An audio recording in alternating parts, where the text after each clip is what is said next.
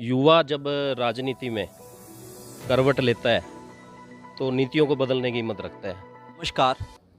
टोहाना में राजनीति और समाज सेवा में उभरते हुए नए युवा चेहरे और ऐसे ही नए युवा चेहरों से मुलाकात का हमारा सफ़र जारी है।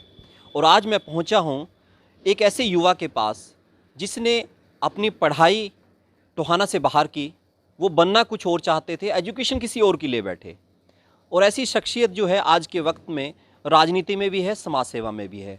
तो मैं आपका इंतज़ार ख़त्म करता हूं और आपकी उससे मुलाकात करवाता हूं। जी आइए, ये हैं हमारे अंशु ग्रोवर। नमस्कार। अंशु ग्रोवर इस वक्त युवा चेहरा हैं टोहाना की राजनीति का, समाज सेवा का।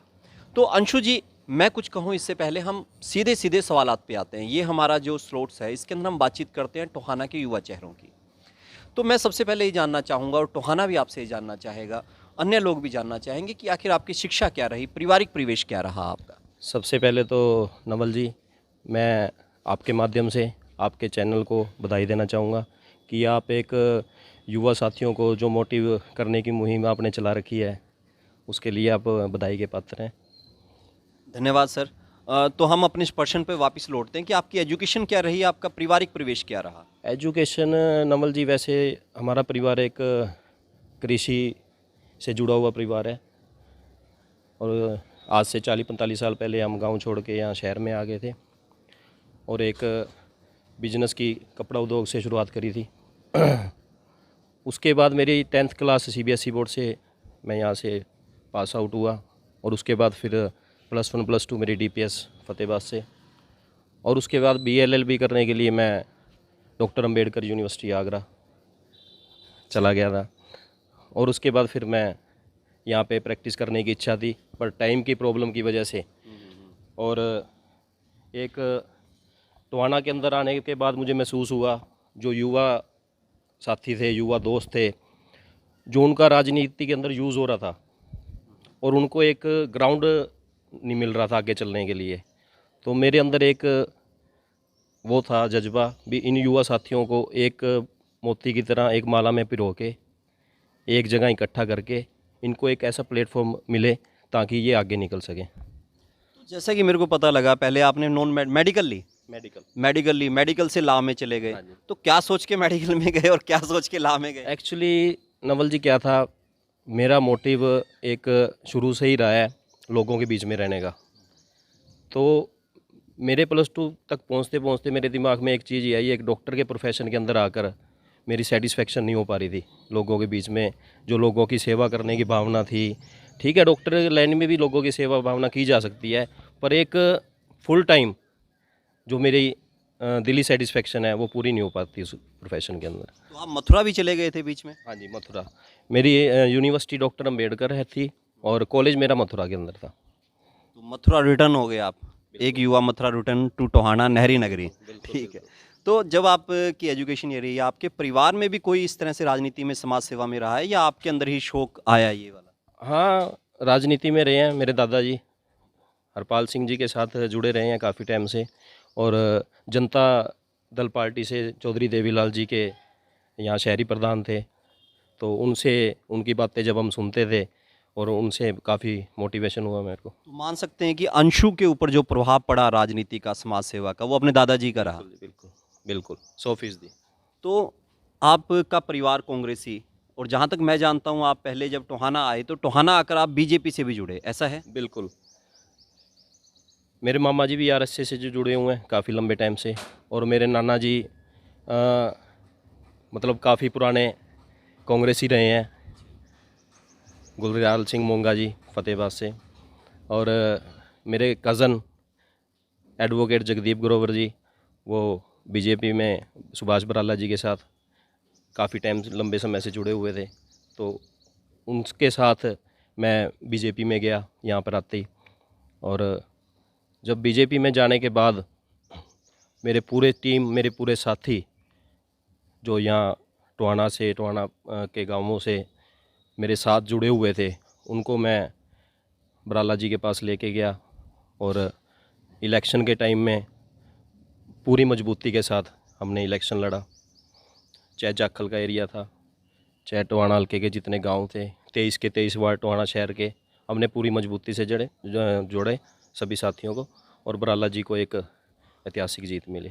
तो बराला जी को अलविदा कहने का क्यों आया मन में, क्यों अलविदा कह दी बराला जी को, जब आपने बराला जी के लिए इतनी मेहनत की? बराला जी को अलविदा कहने के पीछे कई कारण थे।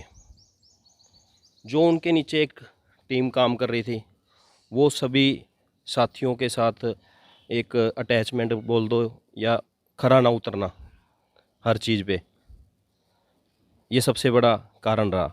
और हमने इलेक्शन के लगभग 1.5-2 साल के अंदर ही हमने बीजेपी को अलविदा कहने की सोच लिया था।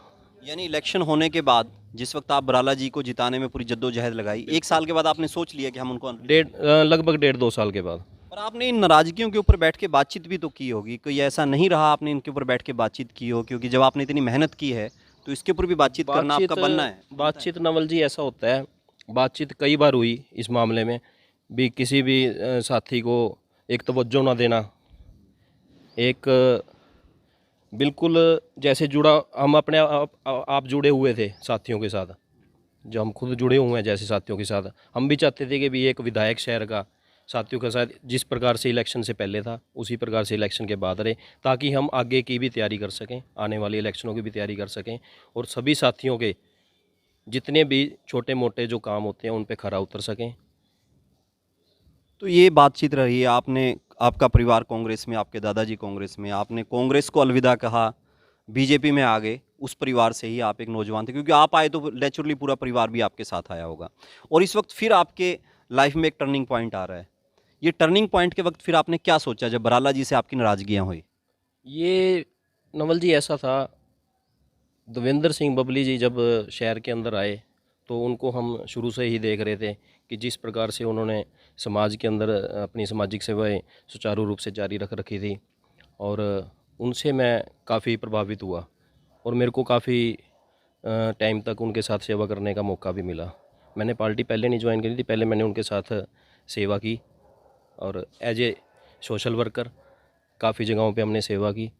उसके बाद मेरे को जब उनके साथ उनके लिए जो बातें लोग बोलते थे या जो बातें करते थे वो बिल्कुल गलत साबित हुई, और उसके बाद जो हमारी टीम थी उसको एक्टिव किया हमने दोबारा से, और फिर हमने भी बिल्कुल बबली जी के साथ इलेक्शन में उतरने की तैयारी शुरू की। तो यानी कि एक युवा मेरे को टोहाना का वैसा मिला है जिसका परिवार कांग्रेस में है, वो बीजेपी में आता है, और बीजेपी के आने के बाद फिर उसने एक थर्ड पार्टी को ज्वाइन किया। यहाँ पे विचारधारा भी अलग अलग देखने को मिली या सिर्फ विचारों का टकराव होता रहा? सिर्फ विचारों का ही टकराव लगा लो, विचारों का टकराव ज़्यादा था। जैसे आप कह सकते हैं कि कांग्रेस के अंदर एक जैसे हरपाल सिंह जी थे पहले, उसके बाद परमवीर जी आए। एक वंशवाद जिसको बोलते थे ना अपा, वो वंशवाद एक ऐसा लग रहा था भी अब टोहाना के अंदर 50 साल के बाद कुछ ना कुछ चेंज करने की ज़रूरत है। लोगों की वैल्यू ख़त्म होती जा रही थी। उसके बाद एक सुभाष बराला जी के ऊपर हमें इतना विश्वास हो चुका था भी ये कुछ शहर के लिए कर पाएंगे, पर जितनी ग्रांटें शहर को मिली उस हिसाब से आप नवल जी रोज़ देख ही रहे हो भी पूरे शहर के अंदर क्या विकास हुआ है, आपके सामने ही है, जग जाहिर है। तो अंशु जी, मैं ये बात कहूँ कि जो आज का नौजवान है वो किसी पार्टी से ज़्यादा वो किसी व्यक्ति से जुड़ रहा है, ऐसा भी माना जाए क्या? देखो नवल जी, मैं एक छोटी सी बात आपको कहना चाहूँगा कि युवा जब राजनीति में करवट लेता है तो नीतियों को बदलने की हिम्मत रखता है। नहीं, फिर भी जैसे कि मैं ये मानता हूँ कि आपने कांग्रेस से छोड़ के बीजेपी में, बीजेपी से छोड़ के फिर बबली जी के साथ में, और बबली जी भी कांग्रेस में थे, कांग्रेस से फिर बबली जी जेजेपी में चले गए। यानी मैं जो ये बात कहना चाहता हूँ कि जो युवा है, युवा पार्टियों को नहीं देख रहा, आज के वक्त में चेहरों को देख रहा है और चेहरे के विश्वास को देख रहा है, ऐसा है क्या? बिल्कुल सर, बिल्कुल इस चीज़ में चेहरे को विश्वास पे ये चलता है ये काम, और बबली जी के ऊपर हमें पूरा विश्वास है और आगे भी हम खरा उतरने की पूरी कोशिश करेंगे अपने साथियों के लिए भी जी, और बबली, हल्कावासियों के लिए भी। हाँ, हल्का वासियों के लिए भी। तो आप जैसे कि अब बबली जी जीत चुके हैं और पूरी जोर शोर से आपने जिताया है, बड़े अच्छे वोट आए उनके, तो अब आपकी जो योजनाएं थी, जो नौजवानों से आपने वादे किए थे, उनको कितना पूरा कर पा रहे हैं? नवल जी, पीछे 15 दिन पहले मैंने दुष्यंत जी को एक लेटर भेजा है कि जो युवा की इस टाइम की डिमांड है पूरे शहर के अंदर एक सरकार की तरफ से जिम खोला जाए और जितने अपने गांव हैं हल्के के, टोहाना हल्के के गांव हैं, उन सभी गांवों में एक एक जिम खोली जाए सरकार की तरफ से और प्रॉपर ट्रेनर नियुक्त किया जाए। उसकी जिम्मेवारी हम खुद लेने को तैयार हैं। और इस मामले में विधायक जी से भी हमारी बात हुई है और बहुत अच्छा रिस्पॉन्स विधायक जी ने हमारे को दिया।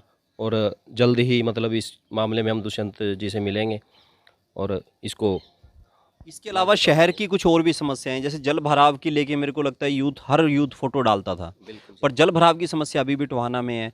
या फिर जैसे गंदगी की बात होती थी स्वच्छता अभियान को लेके, वो भी अभी शहर में है।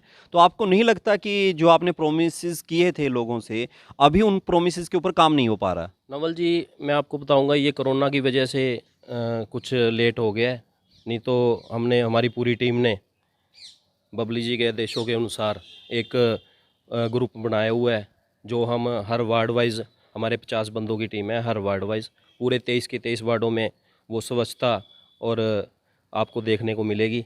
आप हमारे को थोड़ा सा टाइम दीजिए, 1.5-2 महीने का टाइम दीजिए और आपको पूरा मतलब शहर के अंदर एक काम दिखेगा। अगर ऐसा नहीं हुआ तो? ये मैं आपको चैलेंज करता हूँ। नहीं, कहीं ऐसा तो नहीं है कि जैसे अंशु ग्रोवर आज तक शिफ्ट होते रहे हैं तो आगे भी शिफ्ट हो जाएंगे कहीं और? मैं शिफ्ट सिर्फ समाज के लिए हुआ हूँ, मेरे साथियों के लिए हुआ हूँ।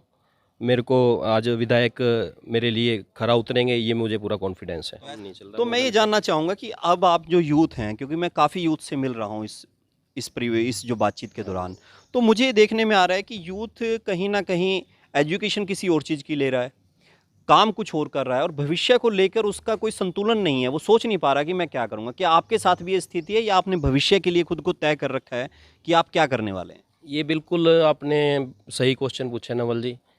उसके पीछे बहुत से कारण होते हैं। हमारे एक टोहाना हल्के की कमी ये रही है भी, शिक्षा के प्रति रुझान किसी भी विधायक का आज तक नहीं रहा है।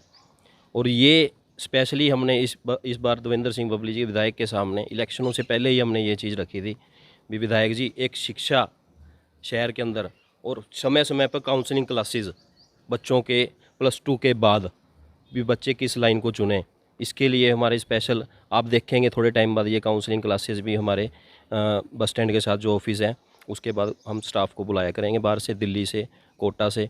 ये तो आपने ऑफिस वाला जिक्र कर दिया, पर आजकल जिक्र आता है कि उस ऑफिस के बाहर ताला है जो पहले हमेशा खुला रहता की था। वजह से तो सारे बाजार बंद थे, ऑफिस बंद थे। अब वो विधायक जी से मेरी बात भी हुई है, 15-20 दिनों में आप देखेंगे भी वहाँ पे पूरी टीम ऑटोमेटिक। ताला लगा हुआ है ऑफिस के बाहर, वो खुल कोई ताला नहीं लगा हुआ है, लोग आते जाते हैं? बिल्कुल आते जाते हैं। लोग आते जाते हैं। हाँ, क्योंकि पिछली बार एक बातचीत हुई थी तो उसमें ये कहा गया कि वहाँ ताला लगा रहता है। मैं कहा चलो कोई बबली जी का मिलेगा तो उनसे नहीं, देखो, पूछेंगे। वो तो अभी तक तो परमिशन नहीं थी किसी चीज़ की भी, और जब परमिशन खुली है तो उसके बाद कोई ताला नहीं था, प्रॉपर वे से सारा काम हो रहा है। तो हम अपने सवाल पर फिर वापस लौटते हैं कि आप अपना राजनीति में भविष्य तलाशते हैं, व्यापार में भविष्य तलाशते हैं, तो क्या तलाश रहे हैं अभी? क्या सोच रहे हैं कि अभी एक कार्यकर्ता के तौर पे काम करेंगे या कुछ पदों की जिम्मेवारी लेकर भी आगे बढ़ना चाहेंगे राजनीति में? देखो नवल जी, मैं पहले भी आपको एक बात कह चुका हूँ कि मैं एक सोशल वर्कर ही बनना चाहता था शुरू से, और सोशल वर्कर ही रहूँगा। टोहाना हल्के की जनता अब तक जो जिम्मेवारी मेरे जुम्मे लगाती रही है और जो लगाती रहेगी वह मैं बखूबी निभाता रहूँगा। ये तो बड़ी घुमा घुमा के सी बातचीत होगी, ये बात कुछ बनी नहीं। भी कुछ बनना चाहेंगे, कि नगर पार्षद बनना चाहेंगे, किसी और पद पे जाना चाहेंगे, या फिर ऐसे ही? ये तो ज़्यादा दिन तक नहीं चलता ना। तो नवल जी, मेरे साथियों का और हल्का वासी जो मेरी जिम्मेवारी लगाएंगे उसको मैं बखूबी निभाऊंगा। जिम्मेवारी तो तब लगाएंगे जब आप खड़े हो जाएंगे किसी पद पे। वो देखा जाएगा, गर्भ गर्भ में है। हाँ, वैसे सोचते हैं कि राजनीति में कोई बड़ी जिम्मेवारी मिले तो निभाएंगे? वो तो देखो आने वाले टाइम ही बताएगा। अभी फ़िलहाल मेरा जो मोटिव है टोहाना हल्के की सेवा करना। जिम्मेवारी से भागेंगे नहीं अगर मिले? बिल्कुल भी नहीं नवल जी, बिल्कुल जिम्मेवारी से नहीं आज भी नहीं भाग रहे हैं, कल भी नहीं भागे थे और आगे भी नहीं भागेंगे। अगर मेरे साथियों और हल्का वासियों की अनदेखी होएगी, चाहे कोई भी सरकार हो, चाहे कोई भी विधायक हो, तो उसको हमारे साथी और मैं बिल्कुल उसके लिए तैयार रहेंगे हर टाइम भी ये काम होए, 100% होए और होके रहेगा। ये मेरे को कॉन्फिडेंस भी है और मेरे साथियों पे भी और मुझे भी हम वो काम करवा के रहेंगे। टोहाना के नगर परिषद के चुनाव की चर्चा चल रही है, तो क्या नहीं लगता कि वहाँ पे आपके जैसा कोई युवा चेहरा आना चाहिए अब की बार? देखो ये तो एक आप फिर वही क्वेश्चन पे दोबारा देखो जी, हमारी आदत है चीज़ों को निकालने की। आप नहीं निकाल रहे, पर निकालनी तो पड़ेंगी ना। देखो वो जनता अगर मेरे को मौका देगी तो आप उतरने के लिए तैयार हैं। कोई ऐसी बात नहीं है भी हम किसी चीज़ से पीछे भाग रहे हैं। जनता जिस चीज़ में उतारेगी, जहाँ खड़ा करेगी, अंशु ग्रोवर आपको आगे खड़ा तैयार मिलेगा।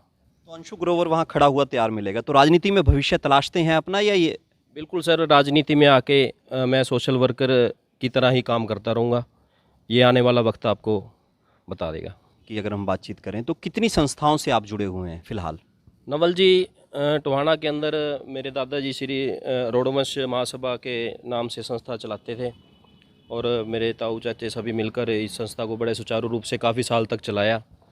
उनका मैं बड़ा शुक्रगुजार हूँ कि उन्होंने, उनसे ही मोटिव होकर मैं अब दोबारा फिर संस्था को मैंने 1-1.5 साल से दोबारा से शुरू किया है, और हम हर साल जयंती भी मनाने लगे हैं।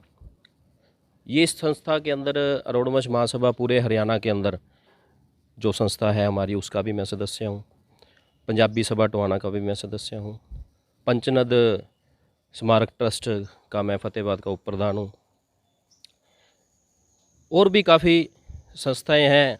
अगर जैसे जैसे टाइम मिलता जा रहा है वैसे वैसे हम संस्थाओं से जुड़ते जा रहे हैं, और सेवा करने का ज़्यादा मज़ा भी आ रहा है और मौका भी मिल रहा है। आपको एक बात बताऊं, एक बोलते हैं ना, उसको भी सेटिस्फेक्शन ढूंढने के लिए बंदे को 50 साल लग जाते हैं, पर मैं शुक्रगुजार हूँ भगवान का कि ये मेरी सेटिस्फेक्शन अब मेरे को इस उम्र में, और यह जो मैं सोशल काम करता जा रहा हूँ और मेरे साथियों का मेरे को सहयोग मिलता जा रहा है, इससे मैं बड़ा मोटिव होता हूँ।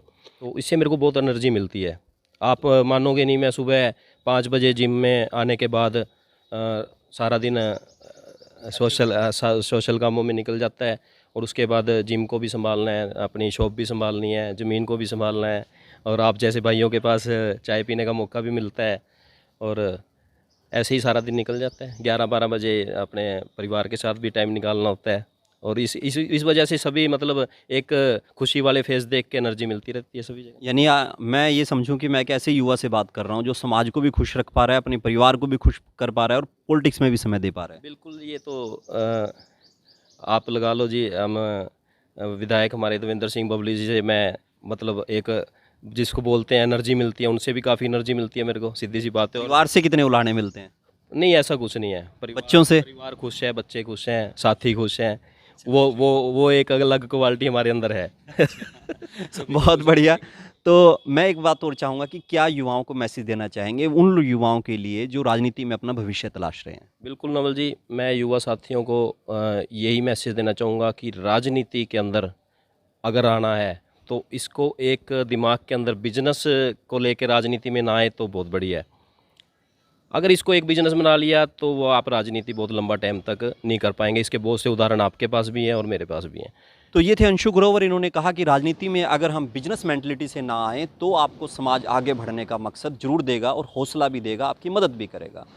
यूनिक पर्सनैलिटी के युवा हैं अंशु ग्रोवर जिनसे हमारी मुलाकात हुई। पर ऐसा नहीं है कि टोहाना में एक यही ऐसे युवा हैं, इसके अलावा भी बहुत से ऐसे युवा हैं जो इस वक्त राजनीति के फलक पर, समाज सेवा के फलक पर अपनी एक अलग पहचान बना रहे हैं, पर उनको अभी आप लोगों से मिलना बाकी है। तो उनको मिलवाने का काम मैं कर रहा हूं, नवल सिंह। तो आगे कुछ और पर्सनैलिटी को लेकर आपके बीच में आता रहूँगा। तब तक के लिए मुझे विदा दीजिए। जय हिंद, जय भारत।